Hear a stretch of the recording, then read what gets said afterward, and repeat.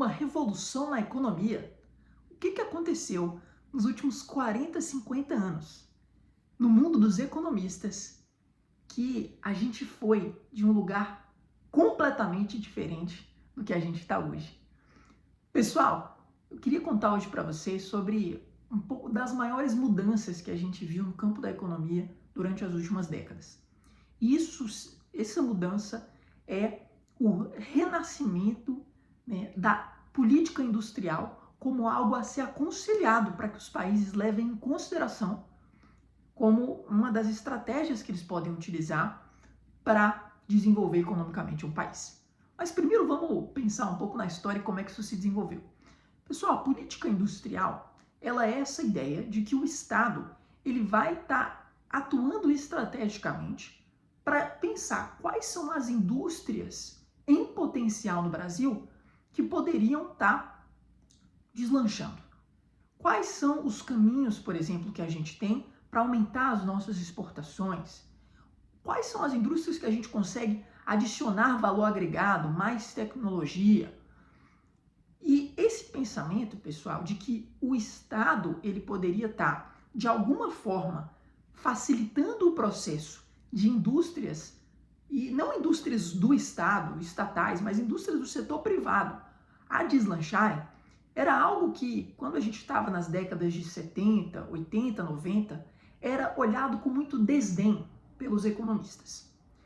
Acreditava-se que se o Estado tentasse pensar, auxiliar esse processo das empresas deslancharem, a gente incorreria em ingerências, ineficiências. Em muitos casos, a política de um país ele ia escolher a indústria para se beneficiar do amigo do político, né? do colega, do cunhado, de quem está no poder, para que, então, essas indústrias recebessem, por exemplo, os subsídios ou o apoio do Estado para que se desenvolvessem.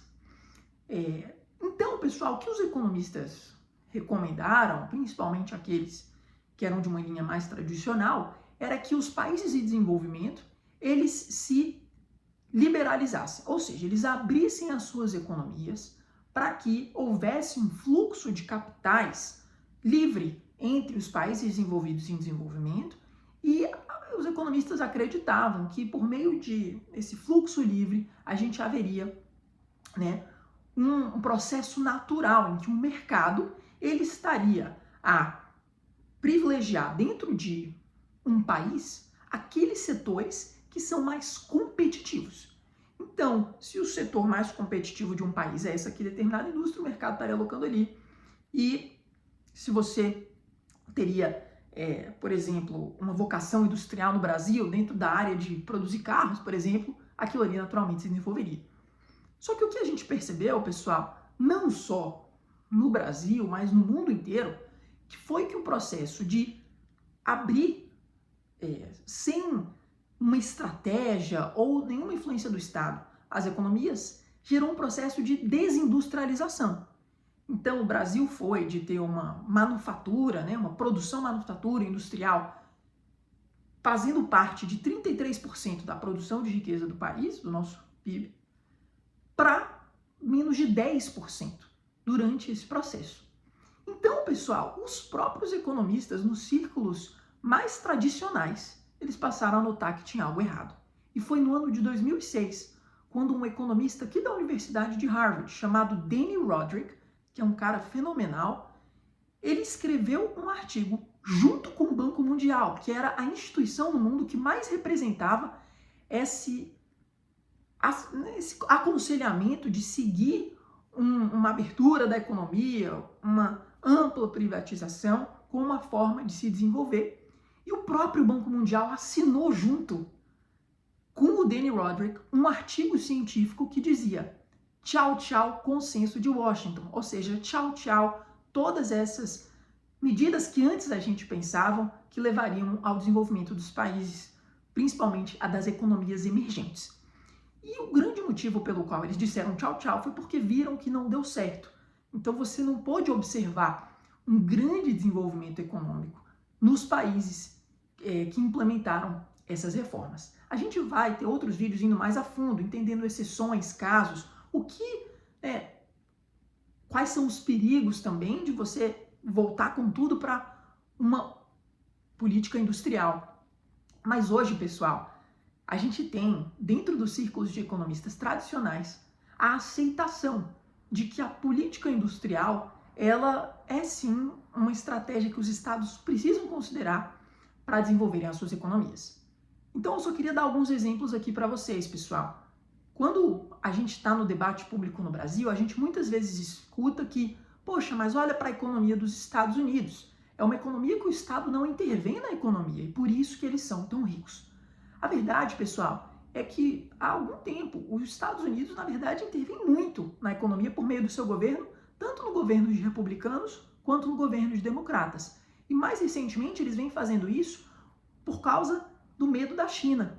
Então, por conta dessa dificuldade na produção de semicondutores, que é algo super importante, por exemplo, para inteligência artificial ou para a energia solar, são várias as indústrias estratégicas que hoje os Estados Unidos, o Estado, ele influencia em como que as indústrias do país vão se desenvolver. E além disso, existe muito dinheiro colocado pelo Estado em pesquisa, desenvolvimento e inovação que geram patentes. E assim, eles fazem um trabalho de propriedade intelectual para que essas indústrias elas consigam estar se colocando nos mercados globais competitivos sem estar sofrendo a pressão de preços mais baratos de países que já estão dominando esses mercados antes.